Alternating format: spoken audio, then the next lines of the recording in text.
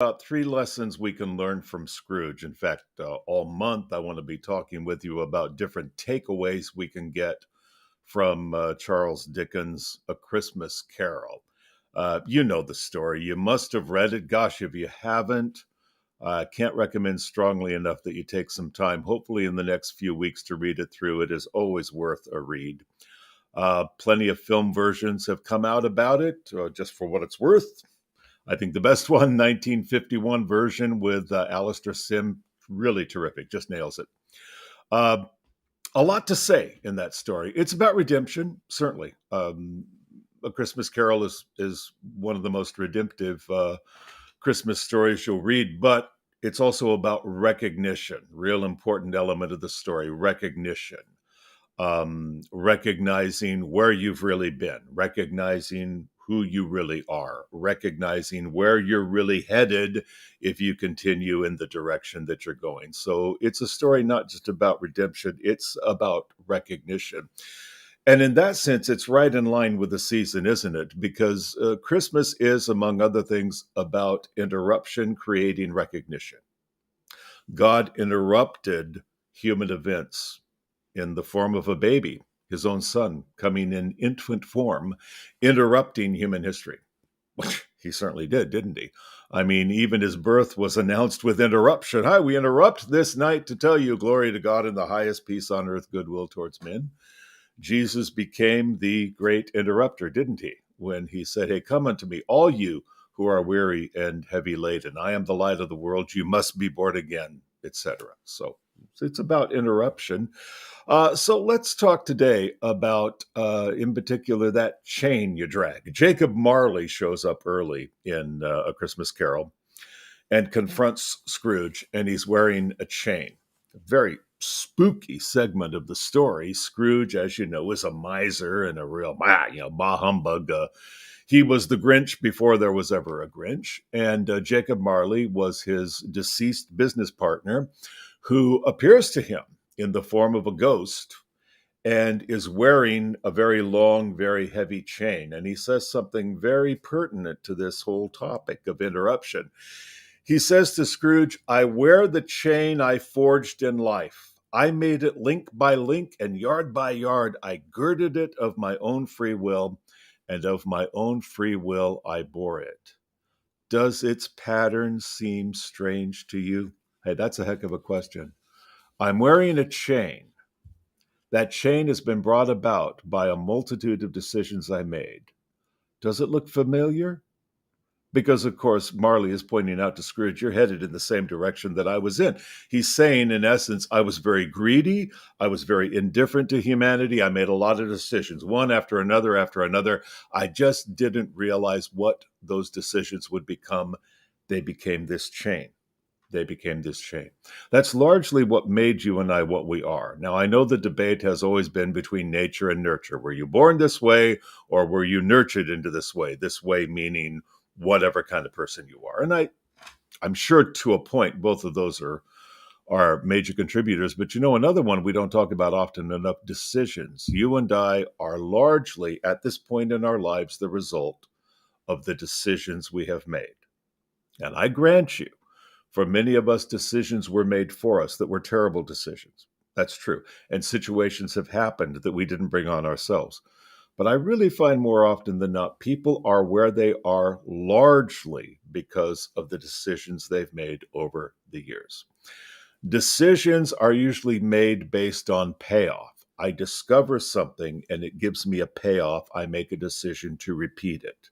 Now, that can be either a pattern of behavior, it can be a way of relating, it can be a way of presenting myself or communicating, but whatever it is, I discover, oh, if I talk a certain way, I get a certain response. If I'm bossy, people do what I want them to do. If I'm passive, everybody will like me. If I use this drug or watch this porn, there's a payoff. I get a certain kind of ecstasy, whatever. The decision is based on a discovery. I discovered something. I repeated it because it seemed to pay off, and thereby I developed either a habit or a pattern. And over the years, I got to say, since 1987, most people I've worked with in my office are people who have gotten locked into one of the two. They've either developed a very destructive habit, which they didn't realize would be so destructive, or they've developed a very destructive pattern of dealing with people. They may have discovered porn, booze, drugs, or they may have discovered ways to avoid intimacy, ways to manipulate other people, ways to dominate, ways to be overly submissive. But in all these cases, something was discovered and decisions were made. Those decisions are links that you add to your chain. Just like Marley was saying, I forged this chain link by link. And he poses the question to Scrooge, does this seem strange to you? In other words, do you recognize this or is it foreign to you? Because I'm showing you exactly what you're doing. You remember when King David had committed his great sin with Bathsheba, then tried to cover it up with a greater sin of murder. And Nathan the prophet came to confront him, and he told him a story that was very similar to David's own situation. David didn't even recognize himself in that story. That's what so often happens. That's why Marley's Ghost is saying, basically, I'll ask you rhetorically, do you or do you not see yourself in this chain that I forged for myself? Few points about that chain. One, it looks like a solution. The chain looks like a solution. Of course it does. Otherwise, you wouldn't keep adding links to it, right?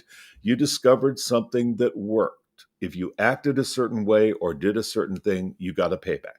You got to pay back. And because of that payback, like a consumer, you kept going back to the product to deliver the same impact. That's why a lot of men get hooked on porn. That's why a lot of people of both sexes get hooked on patterns of either being manipulative or being overly dominating or being dishonest or, again, either habits or patterns. We decide based on the payoff, aha, if I do this, this will happen. Thereby, I keep deciding to do this. And in the process of doing it, I am building a chain. It looks like it's going to work to my benefit, but Peter said something interesting, 2 Peter 2:19 about bondage. He said, while they promise them liberty, they themselves are the servants of corruption, for of whom a man is overcome, of the same is he brought into bondage. In other words, a man or a woman, we can create chains that we wrap around ourselves. We think that those things are going to be liberating for us. They deliver some payback. We don't realize the payback is actually taking the form of a very long, strong chain. And that's what happens when you develop a pattern you know to be wrong, but it seems to be paying off. And that's really the way it so often develops. So often people decide, well, I know that what I'm doing is not necessarily right, but there seems to be a benefit, and the benefit right now seems to outweigh my moral sense of this being wrong. And that leads to a second fact, a second takeaway we can learn from Marley's chain. The chain looks like it's invisible. I know that's contradiction, isn't it? It looks like it's invisible, but it seems like, oh, nobody's going to see it. It doesn't really seem that heavy. I sort of minimize how significant it's becoming. And I think that happens because as we continue to, well, you can fill in the blanks, use porn, lie to people, manipulate, get drunk, take dope, I don't know, whatever it is. As you continue to do it, so often it's true that there's not an immediate consequence, not in the physical sense. The first time you do it, you don't get arrested. You don't lose your marriage. You don't lose a relationship. You don't lose your career. So you tend to think, well, if I got away with it once, I'll get away with it 10 times. If I got away with it 10 times, I'll get away with it 100 times. I know that what I am doing may not be right, but it doesn't seem so terribly wrong, and it doesn't seem to be yielding an immediate consequence. Now, here's where you get yourself into some real hot water. You don't realize that because it seems invisible. It seems as though, well, nobody knows about this, or the way I behave is something that people may not like, but it doesn't look like there's any consequence for it. Either way, things are changing, both in you and in other people. If you keep using porn and hurting your wife, she may be forgiving you, but things are changing in her heart. That's not to say she didn't forgive you, but she trusts you less. She probably respects you less. She feels less of a bond with you. There's just a disruption in her intimacy with you. Things are changing.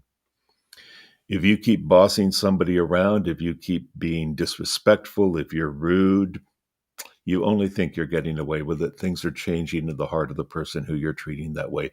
If you are keeping a secret sin alive in your own life, man, you are changing. You're changing. Your heart's getting harder. You're getting polluted. You're getting defiled.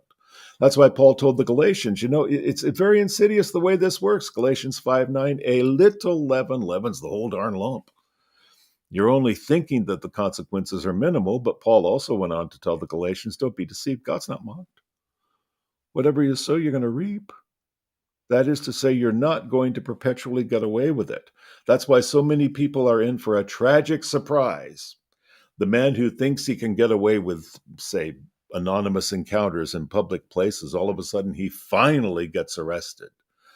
Or the spouse finally leaves after you've been taking that person for granted for so long, or whatever the situation is, you finally reap a consequence and you think, oh my gosh, I thought I was getting away with it all this time. No, you only thought you were, but then that raises the obvious question. Okay, point number one, yeah, the chain seems to promise liberty, and yeah, number two, it seems as though it's invisible. I'm getting away with it, but number three, it also looks unbreakable once I see it for what it is. In other words, a person may reach this point of saying, okay, I realize I've been wrong.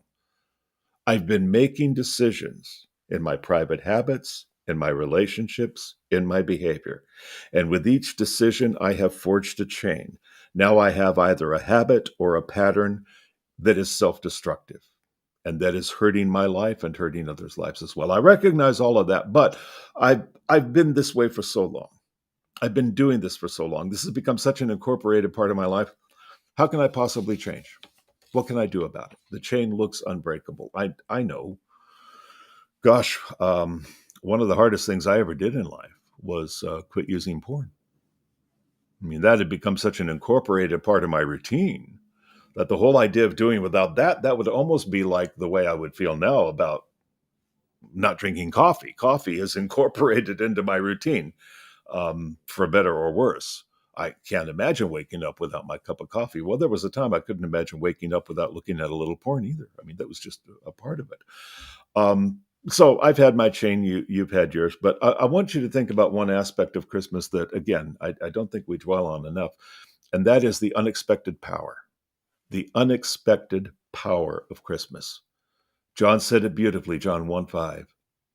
And the light shone in the darkness, and the darkness never overcame it.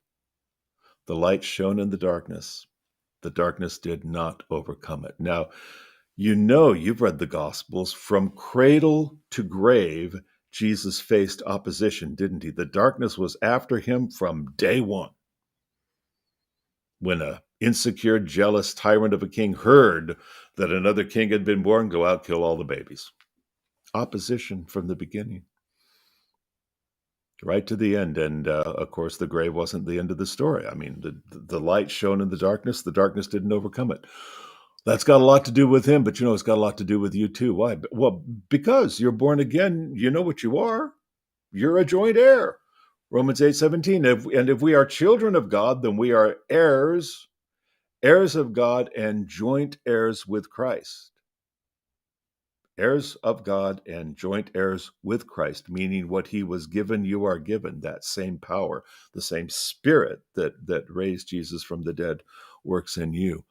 No, the chain is not unbreakable. It is actually quite breakable because of the unexpected power that has been granted to you as a child of God.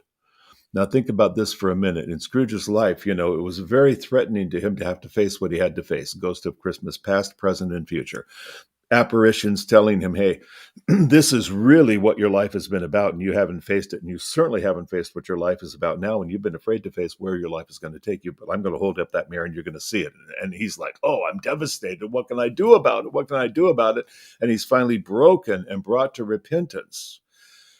And in that humility and in that complete surrender and throwing himself on the grace of God, wow, the power to change is made evident. This once stodgy, grumpy old man actually winds up standing on his head in front of his terrified housekeeper, Now, does that mean it's going to be easy? No.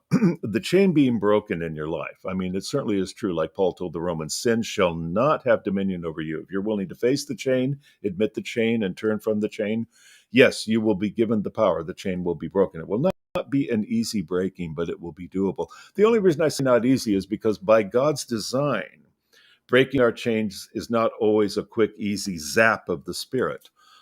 You look just, for example, at how he led his people into Canaan.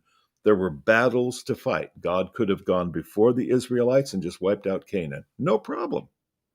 His choice was to engage them in battle, that they could understand the strength and the robust power, all the nobility that comes along with fighting the right kind of a battle and being used of God in battle and sort of being in cooperation with God even in the battle. So no, I don't believe the chain in most cases is just going to be zapped away from you. This is why if you're at this point, okay, you recognize that the chain seemed to offer you liberty. You're recognizing now that it was counterproductive. You're recognizing that it is more significant than you thought that it was, and you're ready to turn from it. This is a good time to pray then. Okay, Lord, I recognize this pattern has been wrong. This Christmas, you've already given me so much, but I will ask for three things more. Three things more I ask of you. Give me humility. Give me insight. And give me faith. Give me an increased humility to admit, yes, this is wrong. I humble myself and I recognize what I thought was an accessory. No, it's a chain. It's a chain. Give me that humility. Give me insight to better understand what the chain is, why it is, and where it is. Give me the insight to locate the problem. Then give me the faith to hold on to claim, and to exercise your promise that whoever the Son makes free is free indeed. Man, that is a heck of a gift for you to receive at Christmas. Now, next week, I want to look at the thorn, glorious thorn. Tiny Tim, the cripple in A Christmas Carol, recognized his infirmity, but he saw some real value in it. I want to look at how we can do the same, okay? Well, if you do like what you're hearing, well, I'd sure like to hear from you. Like our Facebook page if you would, and also shoot me any ideas you've got about what you'd like us to be addressing on this. Also, if you have not yet subscribed to our podcast, remember we're on weekly Christians in a Cancel Culture. That is aired every Friday on YouTube, and you can find that there, Joe Dallas, Christians in a Cancel Culture. And if you've not yet joined with us in this ministry, if you'd like to support us with a year-end gift, why, just go to joedallas.com/giving, joedallas.com/giving. We would certainly need and would love to have your partnership with us in this work so we can go on providing free content. I hope you're having a wonderful Christmas. I hope you draw very close to God. I hope this season is just as blessed as it could be for you. Well, Sound Doctrine Bites. I'll look forward to seeing you next Wednesday, same time, 12 noon Pacific Standard Time. God bless.